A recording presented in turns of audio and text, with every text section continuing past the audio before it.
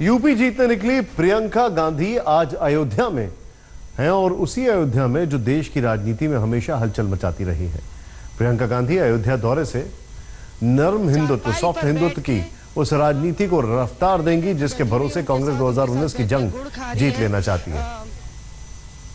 तस्वीरें आपके सामने हैं। गुड़ चटनी लाई खाया जा रहा है। ये अयोध्या का दौरा है।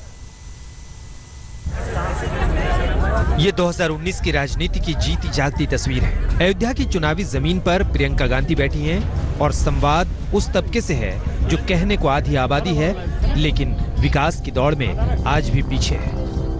लैया और चटनी और उसके साथ ये देखिए गुड़ प्रियंका गांधी को यहाँ पे खिलाया जा रहा है। प्रियंका ने रास्ते में रुक के, तमाम महिला थी जो अनुरोध करी थी उनके घर आने के लिए, तो प्रियंका रुक गई। अभी चारपाई पर बैठ के तमाम महिलाएं हैं जो बैठी हुई हैं उनके साथ बैठ के गुड़ खा रही हैं, लैया खा रही हैं और चटनी खा रही हैं। प्रियंका गांधी के मिशन यूपी का सबसे अहम पड़ाव है अयोध्या। रायबरेली से आज सुबह अयोध्या के लिए निकली प्रियंका गांधी ने महिलाओं से संवाद किया, रोड शो किया और जनसभा के जरिए पीएम मोदी पर हमला भी बोला। मैंने सत्य उस किसानों की आंखों में देखा है जिसने मुझे कहा किसानों का कोई चौकीदार नहीं होता, चौकीदार अमीर का होता है। प्रियंका गांधी अब खुलकर मोदी पर हमला कर रही हैं, क्योंकि इतना तो वो भी जानती है कि लोकसभा की जंग तेजी से आगे बढ़ चुकी है और किसी भी हिचक की गुंजाइश नहीं है। उन्होंने लोकतंत्र को नष्ट करने के लिए, संविधान को नष्ट करने के लिए और संस्थाओं को नष्ट करने के लिए पूरी योजना बनाई है। कोई वैसे संस्था नहीं छोड़ी उन्होंने। यही लिए तो आपको खिलाया जा रहा है कि आप पहचानो। राजनीति कांग्रेस को उस मोड़ पर ले आई है जहां प्रियंका गांधी को अयोध्या में दस्तक देनी पड़ गई।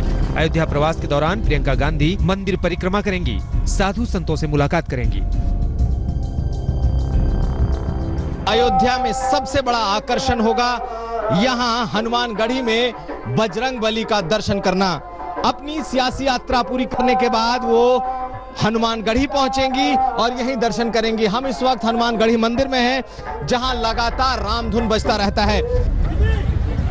प्रियंका गांधी का एक दिवसीय अयोध्या दौरा राजनीति में कांग्रेस के करवट बदलने का ठोस सबूत है। विंध्यवासिनी मंदिर से काशी विश्वनाथ मंदिर और फिर अयोध्या तक मंदिर दर मंदिर घूमती प्रियंका की तस्वीरों ने तस्दीक कर दी है कि हिंदुत्व और अयोध्या को दूर से नमस्कार करने वाली कांग्रेस ने रूट बदल लिया है। मौसमी सिंह और कुमार विक्रांत के साथ कुमार अभिषेक, अयोध्या आज तक। प्रियंका ने कमजोर सरकार ठहराया तो प्रधानमंत्री मोदी ने विपक्ष को महामिलावटी नाम का तमगा दे दिया। मेरे साथ एक नारा देंगे आप? पक्का देंगे, लेकिन फिर आपको निभाना पड़ेगा। निभाएंगे? मैं कहूंगा मैं भी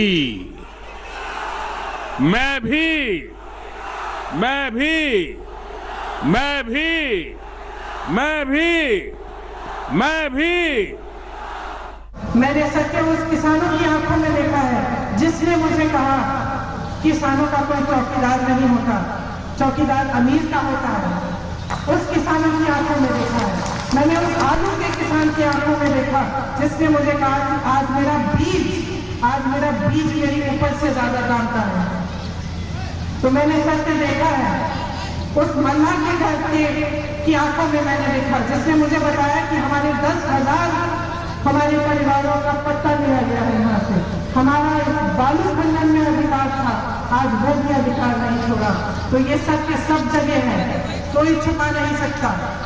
इनके असत्यों से, इनके झूठे प्रचार से कुछ नहीं छिपेगा। प्रियंका गांधी अयोध्या में है तो बीजेपी भी पूरी तरह हमलावर हो गई है। बीजेपी कह रही है कि कम से कम कांग्रेस ने अयोध्या में श्री राम के जन्मस्थल की तस्दीक तो की। बहुत अच्छी बात है, लोग जाएं और इस बात को स्वीकार करें कि यही सही राम जन्म स्थान है। देखिए, मैं प्रायश्चित नहीं कहूंगा, क्योंकि इसका कितना विश्वास के साथ संबंध है और कितना पॉलिटिकल कन्वीनियंस के साथ संबंध है। नरेंद्र मोदी जी आतंकवाद से लड़ रहे हैं, नरेंद्र मोदी जी गरीबी और बेरोजगारी के खात्मे के लिए लड़ाई लड़ रहे हैं, नरेंद्र मोदी जी सुशासन के लिए काम कर रहे हैं और उस कामयाबी से हताश और निराश लोग नरेंद्र मोदी जी से भिड़ रहे हैं। तो इसलिए जो है वो प्रियंका जी या और लोग जो पॉलिटिकल पर्यटन कर रहे हैं और ख़ास तौर से धार्मिक स्थलों पे जा रहे हैं, तो हमारी तो उनको यही सलाह है कि कम से कम अपनी जो पार्टी है उसका जो दशकों का पाप है उस पाप का प्रायश्चित भी करें साथ में। बिहार में महागठबंधन की अगर बात की जाए तो 39 सीटों पर अपने उम्मीदवारों का जो फाइनल जो नाम है वो दे दिए गए। पटना साहिब की सीट कांग्रेस को दे दी गई है, मगर अभी इस पर उम्मीदवार घोषित नहीं किया गया है। उम्मीदवारों के ऐलान के साथ ही शुरू हो चुका है बिहार में लोकसभा का महासमर। तरह तरह के लोग न्यूज में रूमर फैलाने का काम किया गया है कि महागठबंधन बिखर जाएगा, इतनी देरी क्यों हो रही है। आपको बता दें कि 2 चरण के जो उम्मीदवार हैं उसका घोषणा हम लोगों ने पहले कर दिया है।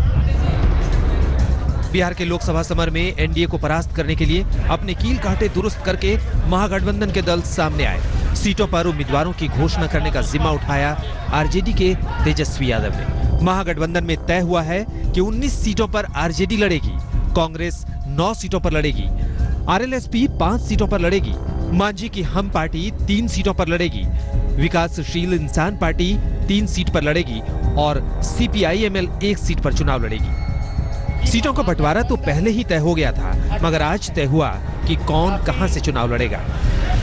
आरजेडी टिकट पर शरद यादव मधेपुरा से लड़ेंगे, आरजेडी से ही मीसा भारती पाटलिपुत्रा से, आरजेडी के टिकट पर अब्दुल बारी सिद्दीकी दरभंगा से लड़ेंगे, कांग्रेस के टिकट पर रंजीत रंजन सुपौल से, कांग्रेस के ही टिकट पर मीरा कुमार सासाराम से, आरजेडी के टिकट पर रघुवंश प्रसाद सिंह वैशाली से और कांग्रेस से तारिक अनवर कटिहार से। कांग्रेस के लिए पटना साहिब सीट को छोड़ दिया गया है। माना जा रहा है कि शत्रुघ्न सिन्हा के कांग्रेस ज्वाइन करने के बाद इस सीट पर वो चुनाव लड़ेंगे, मगर दरभंगा से कीर्ति आजाद के हिस्से तकलीफ आई है क्योंकि दरभंगा से आरजेडी के अब्दुल बारी सिद्दीकी को टिकट दिया गया है।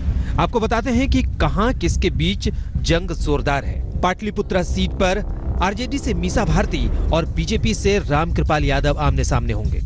सारण से बीजेपी के राजीव प्रताप रूढ़ी और आरजेडी के चंद्रिका राय के बीच टक्कर होगी। बेगूसराय से बीजेपी के गिरिराज सिंह और सीपीआई के कन्हैया कुमार के बीच सीधी टक्कर होगी। मतलब ये कि बिहार में जंग जबरदस्त है। देखना दिलचस्प होगा कि महागठबंधन मिलकर मोदी ब्रिगेड को परास्त कर पाता है या मुंह की खाता है। रोहित कुमार, पटना, आज तक। बिहार में तेजस्वी यादव 2 जंग एक साथ लड़ रहे हैं। एक तरफ नीतीश मोदी से मुकाबला तो दूसरी तरफ घर में ही घमासान। तेजस्वी ने सारण से तेज प्रताप के ससुर चंद्रिका राय को टिकट दिया तो दामाद वहीं से चुनाव लड़ने का दम भरने लगे। सामाजिक न्याय के मसीहा लालू यादव के बड़े सुपुत्र तेज प्रताप की राजनीतिक महत्वाकांक्षा उफान मार रही है। लालू परिवार में जबरदस्त ज्वार भाटा चल रहा है। बांसुरी वाले तेज प्रताप की बगावती लीला से लालू कुनवा सांसद में आ चुका है, क्योंकि पटना से खबर आ रही है कि तेज प्रताप सारण से चुनाव लड़ने को ताल ठोक रहे हैं। सारण से आरजेडी ने चंद्रिका राय को उम्मीदवार बनाया है। चंद्रिका राय की बेटी से ही तेज प्रताप की शादी हुई है। तेज प्रताप की नई नवेली वैवाहिक जिंदगी में शुरू से ही भूचाल रहा। तेज प्रताप कह रहे हैं कि ससुर को टिकट दिया तो दामाद से सामना होकर रहेगा।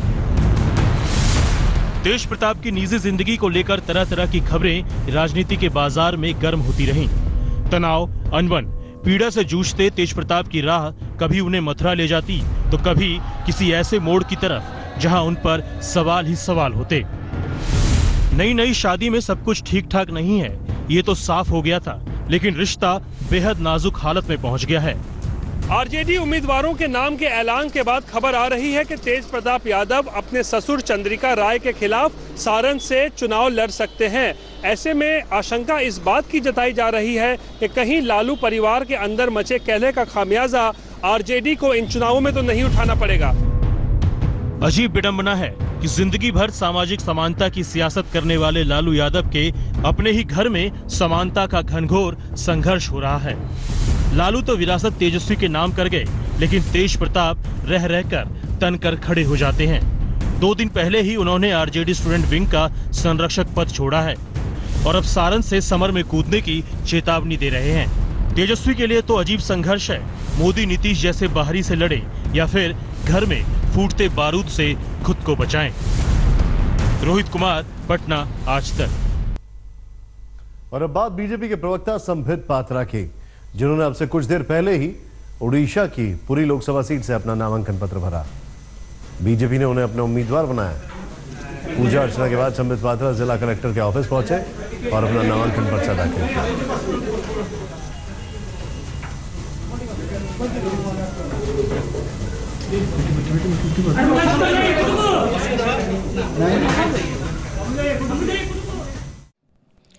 लेटेस्ट खबरों के लिए यूं ही देखते रहिए आज तक और इस वीडियो के पसंद आने पर लाइक, शेयर एंड सब्सक्राइब करना ना भूलें।